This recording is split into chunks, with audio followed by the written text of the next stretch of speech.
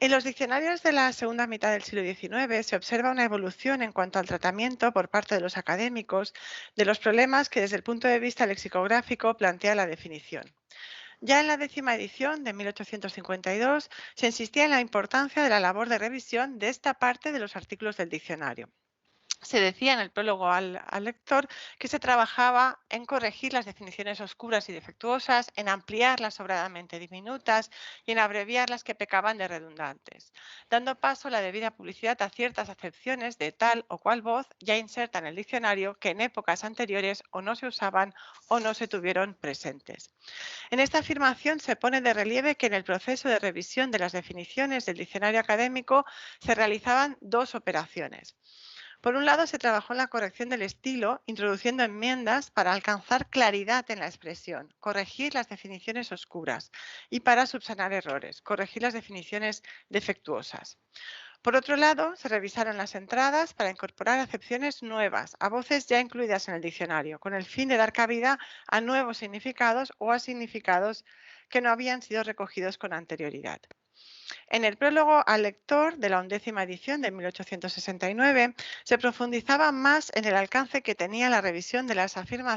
definiciones, afirmando lo siguiente.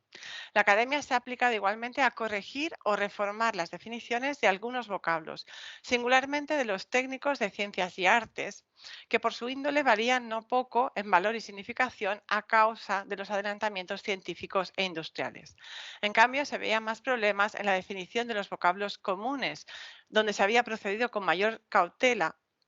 así por el carácter autorizado de las definiciones del diccionario como por las dificultades que traía semejante reforma.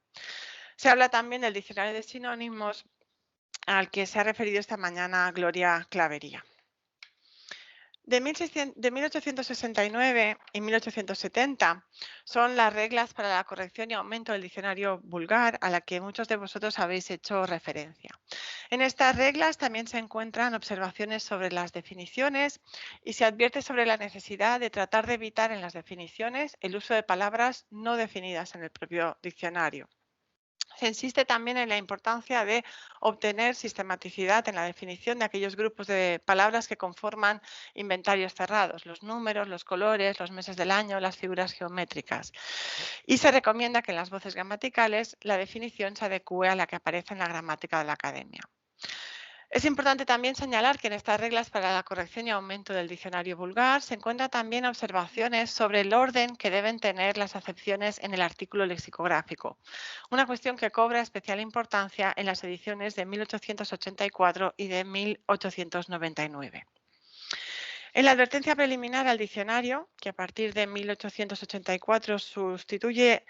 el texto de los prolegómenos dirigido al lector, se pone en relación la reducción de elementos de las definiciones con el hecho de que se trabajaba para ajustar el contenido del diccionario para que ocupara un solo volumen. En este sentido, se afirma que se arbitraron medios tan oportunos como el de purgar de palabras inútiles las definiciones, utilizando también, cuando se requería, abreviaturas, ¿no? Y se pone el ejemplo de úsase también como sustantivo abreviado.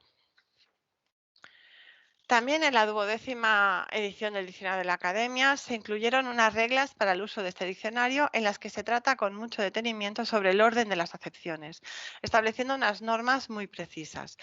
Fíjense que señalan que en cada artículo tienen que ir colocadas por este orden las diversas acepciones de los vocablos. Primero las de uso vulgar y corriente, después las anticuadas, las familiares, las figuradas, las provinciales y hispanoamericanas, las de Germanía y finalmente las técnicas. También se agrupan las acepciones según su categoría gramatical y siempre en los sustantivos se propone que las acepciones usadas exclusivamente en plural se coloquen al final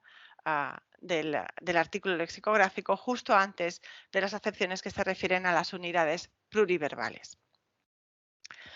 Finalmente, se encuentran también alusiones a las intervenciones relacionadas con la definición en la advertencia preliminar al diccionario de la 13ª edición del DRA de 1899, mucho más breve que la anterior. Se señala solo, ¿no?, que se trabajó corrigiendo definiciones, suprimiendo superfluidades, enmendando errores y aumentando el caudal de las voces. En cuanto a los cambios en las definiciones del DRAE 1869, DRAE 1884 y DRAE 1899, hay que tener en cuenta que esta revisión de significados de las voces descritas en los artículos lexicográficos provocó un proceso continuado de supresión y especialmente de adición de acepciones que no puede desligarse de la revisión de las definiciones. Por un lado, la reescritura o corrección de las explicaciones de los significados derivó en algunos casos en la unificación de acepciones en una sola definición o bien en su desdoblamiento. Por otro, la revisión de los significados de las voces comportó también la supresión de acepciones que se consideraban inadecuadas y sobre todo comportó la adición de nuevas acepciones atendiendo a la necesidad de incluir significados recientes de las palabras o bien significados que habían pasado desapercibidos a los académicos en ediciones anteriores del diccionario. Véase en el ejemplo que tienen en la pantalla un ejemplo significativo del proceso de unificación de acepciones en una definición más completa del lema del artículo lexicográfico. Es lo que ocurre con distrito. Se produce, en cambio, con muchísima más frecuencia en el proceso de revisión de las definiciones que se produzcan casos de desdoblamiento en más de una acepción. Así ocurre, por ejemplo, en múltiples ocasiones en casos como los siguientes, en que la definición de partida contenía la redacción de significados coordinados mediante una conjunción copulativa y, caso del linfático o linfática, en el paso del DRAE 1869 al DRAE 1884, o disyuntiva, o caso de Mauritano, Mauritana, en el paso del DRAE 1869 al DRAE 1884, y de Temblequear en el paso del DRAE 1884 al DRAE 1899. O bien ocurre también que las explicaciones justapuestas de distintos significados contenidas en una sola definición, como ocurría con recompensar en el DRAE 1884, se revisen y acaben conformando distintas acepciones, como ocurre en el DRAE 1899, donde hay 3 acepciones para recompensar.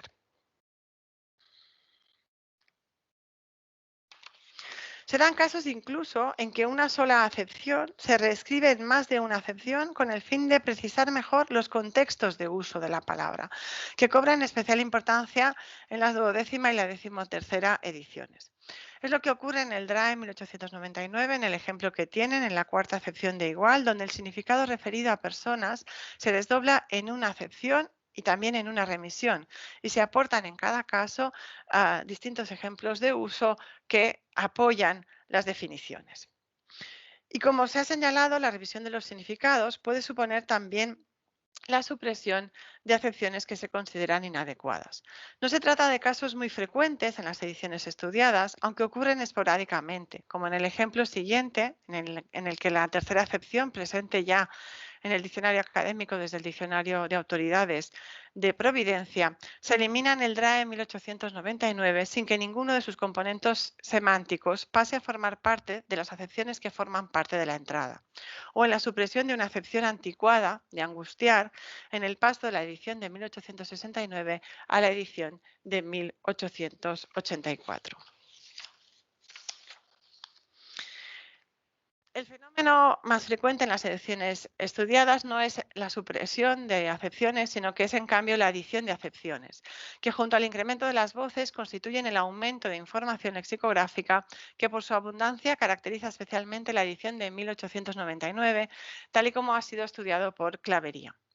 El aumento de acepciones es más frecuente en la última de las ediciones del diccionario y en todas las ediciones de la segunda mitad del siglo XIX se produce con mayor asiduidad en el léxico de especialidad. Recuérdese en este sentido que, como ya se ha apuntado al inicio de esta comunicación, el prólogo al lector de la 12ª edición del Diccionario Académico de 1869 ya advertía que el foco de atención en la revisión de las acepciones estaba centrado en los vocablos singularmente técnicos de ciencias y artes,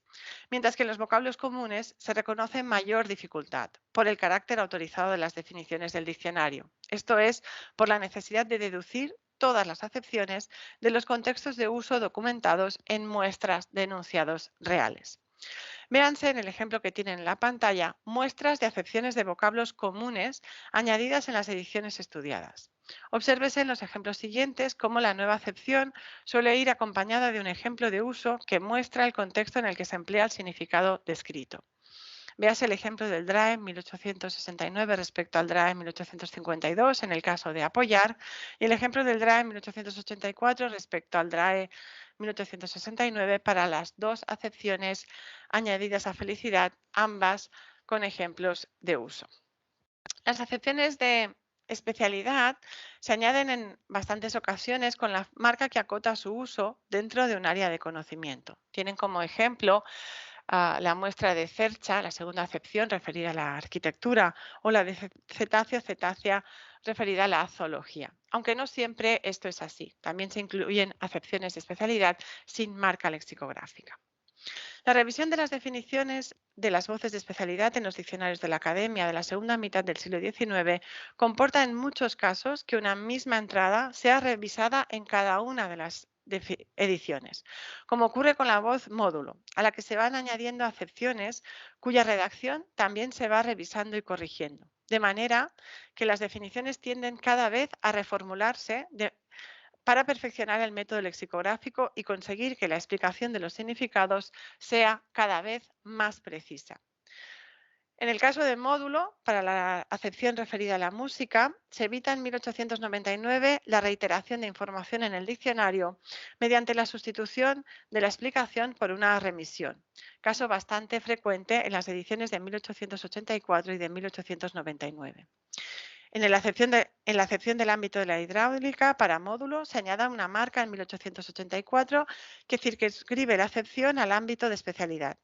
Y en 1899 se mejora la explicación del significado del término mediante la corrección en la que se sustituye unidad de medida por obra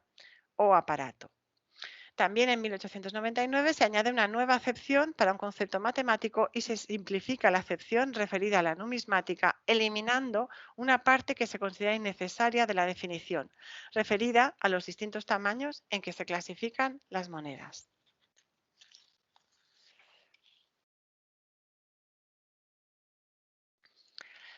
Además de las voces de especialidad, y como ya fue advertido por Garriga para el DRA en 1884, es también muy frecuente la adición de acepciones del ámbito familiar, de las cuales nos hablará Dolores Azorín.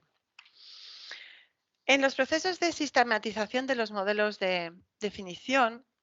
tal y como se pone de manifiesto en la declaración de intenciones incluida en las reglas y en los textos preliminares de las ediciones de la segunda mitad del siglo XIX,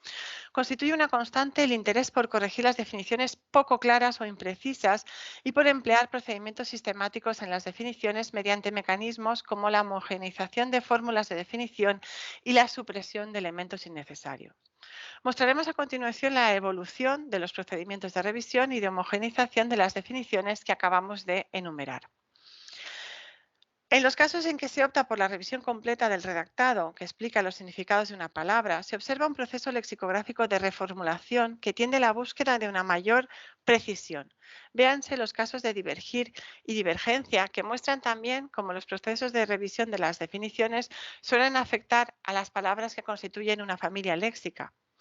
Véanse también los casos de simplificación del texto, suprimiendo partes redundantes o innecesarias, como ocurre en mudez, con una definición conformada en el DRA en 1852 por enunciados sinonímicos, privación de hablar, carencia de palabras, que se suprimen en la edición siguiente, en el DRA en 1869. Y finalmente, la definición se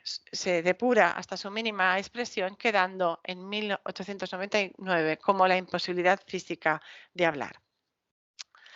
Véanse otros ejemplos de adiciones y de supresiones en las definiciones, las adiciones marcadas en azul, las supresiones marcadas en amarillo, que tienen como objetivo conseguir esta objetividad de la que hablábamos con anterioridad. No obstante, y como ha señalado ya Cecilio Garriga y Gloria Clavería, no siempre la revisión de las definiciones supone su acortamiento o su simplificación, pues especialmente en los artículos lexicográficos que corresponden a voces de especialidad, se introdujeron en algunos casos elementos propios de las descripciones enciclopédicas, como ocurre, por ejemplo, en las ediciones de 1884 y de 1899, para añadir en algunos casos las propiedades y usos de los minerales. Las definiciones de los minerales fueron objeto de revisión sistemática en el diccionario de 1884, como se revisaron en el 1899 las plantas y los nombres de animales, tal y como ha demostrado Gloria Clavería.